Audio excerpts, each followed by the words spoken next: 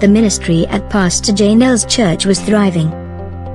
She had arrived 3 years earlier to serve a congregation that struggled with finances, an aging membership, unaddressed facility repairs, and years of slow decline. Her passion, energy, focus, hard work, and gifted preaching had helped stimulate a resurgence of ministry. Families were joining the church, and an array of successful small group ministries, Bible studies, and mission initiatives reached more and more people. People were growing in discipleship and service with a contagious excitement about serving Christ and the world around them. Trust in Janelle's leadership was high, finances were positive, and continued growth seemed inevitable. So it came as a surprise to Janelle when her suggestion to start a new worship service with a different music style was greeted with such immediate objection.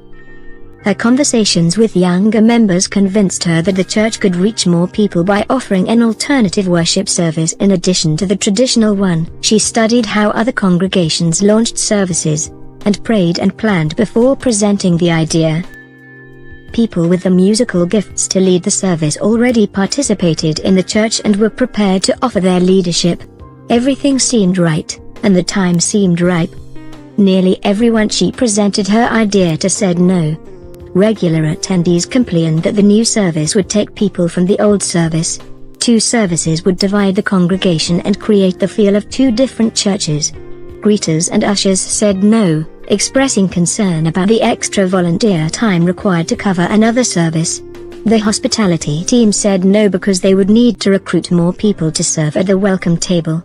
The part-time music director said no because nobody had asked her opinion earlier, and the music at the new service wasn't her style. She also objected because the new service might take singers from her choir. The worship committee worried about how 2 services with different liturgical and music styles would affect the way the congregation offered their Christmas Eve service. The secretary resisted because she'd have to create 2 different bulletins and keep track of 2 sets of registration pads. She also felt hurt that the pastor had not consulted her before sharing her ideas with others. The nursery coordinator was upset because she'd need to schedule additional volunteers.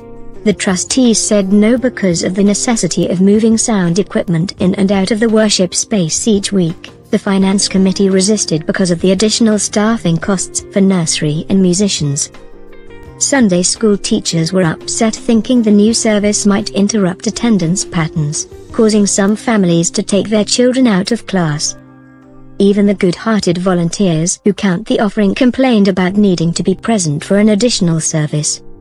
The widespread resistance caught Janelle off guard. All the literature on growing churches and her own research, prayer, and intuition told her that a well-led additional worship service would help the church grow, and yet everyone seemed resistant or downright opposed to the idea. Leaders agreed with the priority of reaching more people, and loved their pastor, but virtually everyone found a reason why the new service was not a good idea.